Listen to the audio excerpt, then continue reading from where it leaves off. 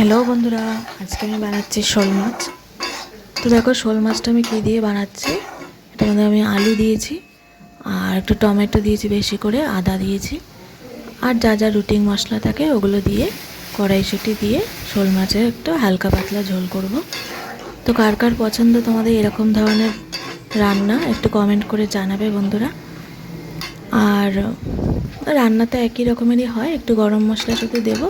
দেখো মাছগুলো ভেজেই রেখে দিয়েছিলাম, তো সেগুলোকে দিয়ে ঝোলটার মধ্যে একটু ভালো করে ফুটিয়ে নেবো, ব্যাস হয়ে যাবে। বেশিক্ষণ লাগে না রান্না করতে এই মাছটা, কারণ মাছটা খুবই নরম।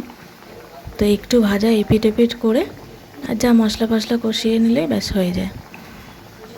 তো পুরো রেসিপি আর তোমাদের সাথে বললাম না, তো তোমরা তো জানোই সবাই একই রকম। তো আমি শুধু এটুকুই দেখালাম যে আজকে আমার কী রান্না হয়েছে। তো তোমাদের কার কী হলো বন্ধুরা একটু কমেন্ট করে জানাবে। তো আমার তো আজকে শোল মাছ হয়েছে, শোল মাছের ঝোল।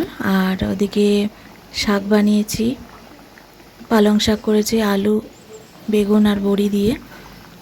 আর ডাল করেছি মুগ ডাল লাউ দিয়ে। তো সেগুলো আর কিছুই দেখালাম না, তো আর মাছটাই শুধু দেখালাম। আর একটু কথা বলছি তোমাদের সাথে, অনেক দিন পর ভিডিও করছি। ভিডিও এখন খুব একটা করা হয় না, কারণ এখন না একদমই তোমরা কেউ দেখো না ভিডিও। তোমরা যদি না দেখো তাহলে আর ভিডিও কি করব বলো বন্ধুরা।